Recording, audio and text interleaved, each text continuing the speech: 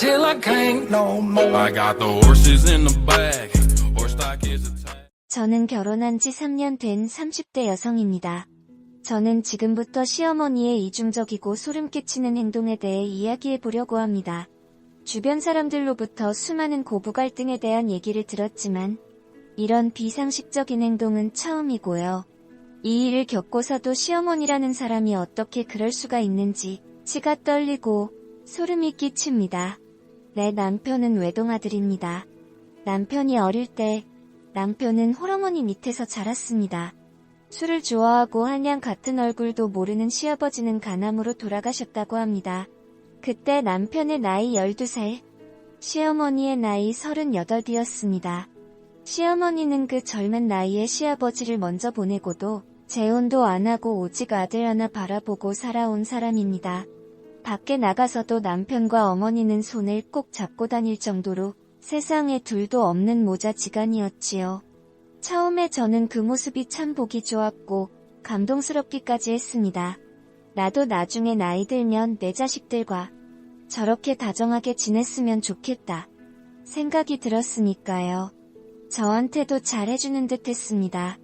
제가 바지는 치마는 몸에 딱 붙는 옷을 좋아하는데 어머니한테 갈 때마다 불편해 보이니까 옷 갈아입으라며 헐렁한 옷으로 챙겨주고 하셨지요. 저는 그때는 왜 그러는지 몰랐는데 나중에 알게 되었지요. 제가 아들 앞에서 몸매를 드러내는 옷을 입는 것이 싫었던 겁니다. 어머니하고 함께하는 시간이 길어지면서 아들에 대한 어머니의 사랑은 사랑이 아니라 치떨리는 집착이라는 것을 알게 되었습니다. 결혼하고 얼마 안 되어 우리는 일주일에 한 번, 적어도 한 달에 2번은 어머니 댁을 찾았습니다. 아들 끼고 살다가 어머니 혼자 사시니 남편은 당연히 엄마를 챙겨드려야 된다 생각을 하더라고요. 저는 우리 둘만의 시간을 보내고 싶었지만 남편의 의견에 크게 토달지는 않았습니다. 어머니가 남편에게 얼마나 의지하시는지 잘 아니까요. 그런데 시간이 지나면서 자연스럽게 어머니 댁을 찾는 날이 뜸해지게 되더라고요. 저희도 저희 나름의 스케줄이 있고 둘이 주말에 영화도 보고 외식도 하고 그랬으니까요. 혼자 계시는 어머니가 좀 걸리긴 했지만 늘 우리 곁에 어머니를 둘 수는 없는 일이었죠. 우리 부부의 발길이 뜸해지니까 어머니는 남편에게 연락을 해서 지가 좋아하는 겉절이 담아놨으니 와서 먹어라. 더 주려고 곰탕 끓여놨다. 소고기가 엄청 좋은 게 있어서 사왔다. 라고 하시면서 남편을 불러들이시는 겁니다. 남편이 가니 저도 당연히 따라갔죠. 그랬더니 어머니가 아들만 오면 되는데 피곤하게 뭐하러 덕까지 왔냐며 하시더라고요. 앞으로 반찬 가지러 올 때는 아들만 보내면 되신다고 저보고는 집에서 쉬라고 하시네요. 생각해주시는 건 고마운데 그 말씀이 왠지 엄청 섭섭하게 틀렸습니다. 나는 내 아들만 있으면 되니 너는 빠져라 하는 것 같았죠. 그래서 다음부터는 저도 주말에 쉬고 싶기도 하고 어머니도 오지 말라고 하시니까 어머니가 반찬 해놨다고 하면 남편만 보냈어요. 그런데 처음에는 점심 정도 먹고 반찬만 가지고 오던 남편이 주말에 어머니 댁에서 자고 온다는 겁니다. 어머니가 몸이 좀 안 좋으신 것 같아서 혼자 두고 가기 그렇다고요. 그래서 저는 그러려니 했습니다. 그런데 이런 일이 한 달에 한 번 꼴로 생기더라고요. 어머니가 갱년기라 그런지 좀 많이 우울해하셔서 그런다. 어머니가 요즘 부쩍 외로워하신다면서 남편은 좀 미안해하는 눈치였어요. 어머나가 아들을 옆에 두고 싶어 붙잡으시는 것 같았습니다. 이런 일이 계속 반복되니 짜증이 나더라고요. 저도 신혼이고 남편이랑 같이 있고 싶은데 남편과 내 사이를 어머니가 회방 놓는 기분이 들었습니다. 머리로는 그런 게 아니라고 생각하면서도 말입니다. 그런데 남편을 주말에 붙드는 것은 예고편에 불과했어요. 어머니의 아들에 대한 본격적인 집착은 제가 임신을 하고 난 후 시작됐습니다. 남편이 임신한 절 두고 어머니한테 자주 가지 못하니 어머니가 아예 짐을 싸들고 오셨어요. 살던 집은 전세로 돌리시고요. 귀한 손자 생겼으니 직장도 다니는 며느리가 피곤해서 손자 잘 못 대면 안 된다고요. 집안일을 도와준다는 명목으로 오셨지요. 제가 괜찮다고 해도 어머니는 가족이 이럴 때 돕는 거라면서 굳이 계시더라고요. 제가 남편에게 몰래 어머니 그러시는 거 오히려 나는 더 불편하다 얘기를 하니 문 밖에서 얘기를 엿듣고 계신 건지 전혀 그런 생각 말아라 라면서 세상 마음씨 너그러운 어머니처럼 말씀하셨어요. 남편도 어머니 마음이 그러니 애 낳을 때까지만 엄마가 해주는 밥 먹고 편히 지내라고 하더라고요. 그런데 막상 어머니가 저를 위해서 크게 해주신 건 없으셨어요. 남편이 설거지라도 하려고 하면 엄마 어깨가 너무 아프다며 어깨 좀 주물러 달라 텔레비전 보려는데 리모컨이 잘 안 된다 라고 하면서 표 안 나게 남편을 꼭 자기 옆에 붙여 놓더라고요. 어머니가 있어서 오히려 더 불편했죠. 불편하고 기분 나빴지만 딱히 뭐라고 할 만큼 사건이 있는 것도 아니라 혼자 끙끙 속으로만 앓고 있었어요. 그러다 저는 출산을 하게 되었고 출산을 하자 어머니의 태도는 싹 달라졌어요. 그날부터 저는 어머니 앞에 유령인간이 된 듯 했어요. 아이는 어머니가 봐주시겠다며 애를 품에 끼고 안아주시더라고요. 제가 애를 안으려고 하거나 목욕이라도 시키려고 하면 몸 출산하고 힘든데 가서 쉬라면서 제 손을 뿌리쳤어요. 제가 젖이라도 물리려고 하면 뭐하러 음식까지 가려가면서 물리냐. 요즘 분유가 얼마나 잘 나오는데 너도 더 마시고 싶은 커피도 마시고 매운 음식도 먹고 하라는 거예요. 왜 제 아이를 어머니가 마음대로 하시냐고 너무 짜증이 나서 남편에게 말했어요. 어머니가 당신 생각해서 그러는 거지 그런 걸로 월 섭섭하게 생각하냐고 하더라고요. 저는 제가 애를 낳고도 제대로 한번 안아보지도 못했어요. 제가 무슨 대리모도 아니고요. 제 아이를 제가 마음대로 보지도 못하나요? 이제 앞으로 퇴근해서 오면 아이는 제가 보겠다고 남편에게 얘기를 했고 어머니께도 말씀을 드렸어요. 그랬더니 어머니가 갑자기 펑펑 우시대요. 나는 잘하려고 했는데 너희를 오히려 불편하게 한 모양이라고요. 내가 너무 오래 산 모양이라며 서럽게 우시길래 어머니 왜 우시냐고 그게 우실 일이냐고 그러니 남편이 엄마한테 왜 그렇게 얘기를 하냐 엄마도 속상해서 그러시는 거 아니야 라면서 엄마 역성을 들더라고요. 그 뒤로 어머니는 더욱더 제 아이를 품에 끼고 놓지 않으셨어요. 품에 놓지 않을 뿐 아니라 잠을 잘 때도 꼭 애를 끼고 주무셨는데 이상한 건 방문을 다 열고 자자고 그러시더라고요. 혹시나 애가 자다가 깨서 우는데 내가 애 우는 소리를 못 듣고 잠들까봐 염려된다면서요. 우리는 부부지 룸메이트가 아니잖아요. 당연히 부부가 한 방에서 자면서 어떻게 매번 문을 열고 자겠어요. 제가 살짝 문을 닫고 잠자리에 들면 어느새 새벽에 자다 일어나면 방문이 열려져 있더라고요. 남편에게 방문을 열어놨냐고 물으니 남편도 아니라고 하고 어머니가 방문 혹시 열었냐고 하니 어머니는 자기가 왜 그러겠냐며 펄쩍 뛰더라고요. 그럼 저도 아니고 남편도 아닌데도 대체 누구겠냐고 하니까 어머니는 끝까지 아니라고 딱 잡아떼시대요. 그날 또 어머니는 울고 불고 난리가 났어요. 나는 우리 며느리를 너무나 사랑하는데 우리 며느리는 내가 너무 싫은가 보다면서 나 그렇게 이상한 사람 아니라면서요. 왜 자꾸 오시냐고 지금 쉬하시냐고 말하려고 하다가 꾹 참았어요. 괜히 나쁜 며느리 소리 들을까 봐서요. 그 후로 이상한 일들이 자꾸 일어났어요. 어머니는 저보고 애한테 젖 먹이지 말라고 하시면서 애기 데리고 주무시면서 어머니 입에 어머니 꼭지를 물리고 있는 겁니다.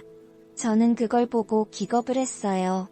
지금 뭐 하시는 거냐고 물었죠. 애가 잘 때 허전하니까 물려주는 거라고. 우리 아들 키울 때도 다 그렇게 했다고 하더라고요. 그뿐만이 아닙니다.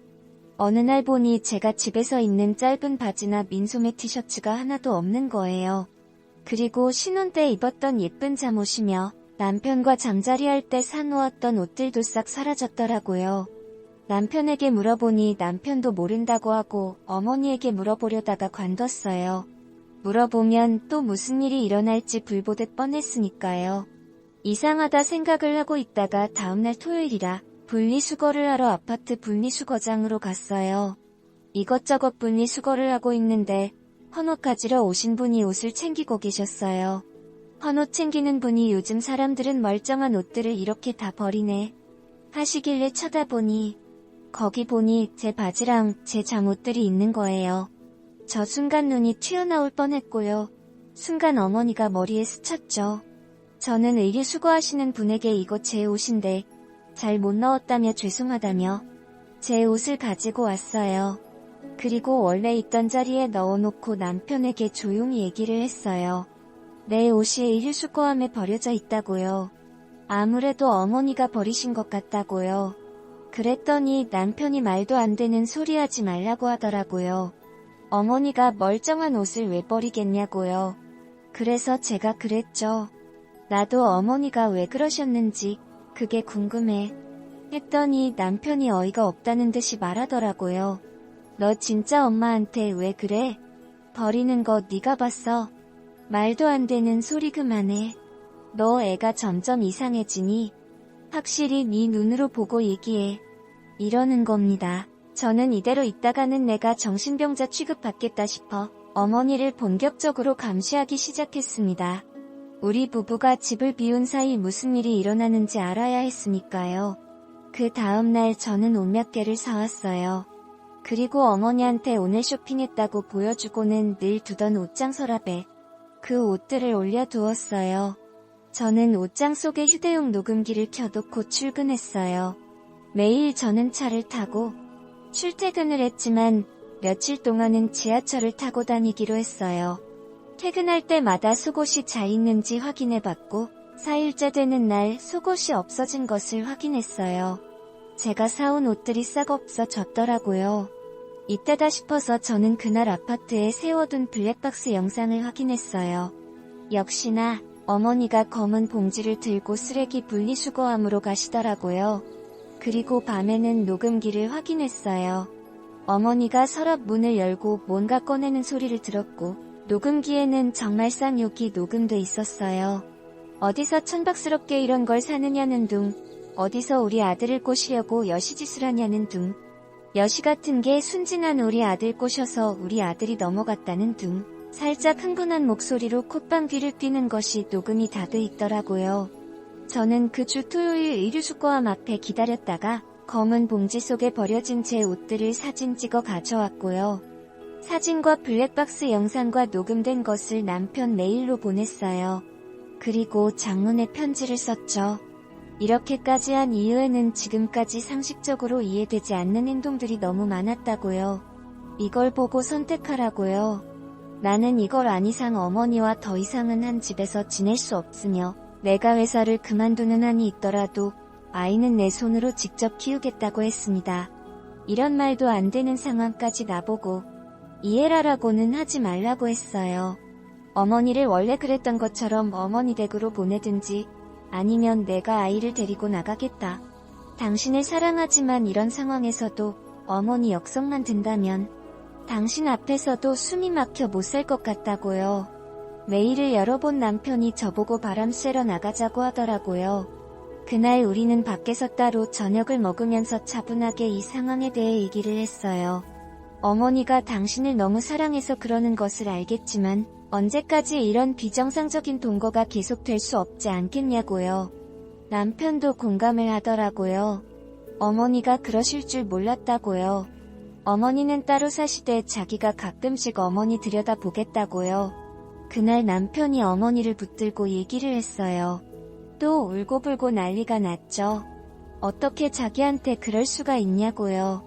여시 같은 것한테 홀려서 네가 정신 못 차리는 것 같아서 그런 거라고요. 착한 남편은 어머니한테 크게 난리치지는 않더라고요. 그냥 어머니 마음도 다 알았으니 지금까지 감사했다고. 이제 어머니도 어머니 인생 사시라고 했어요.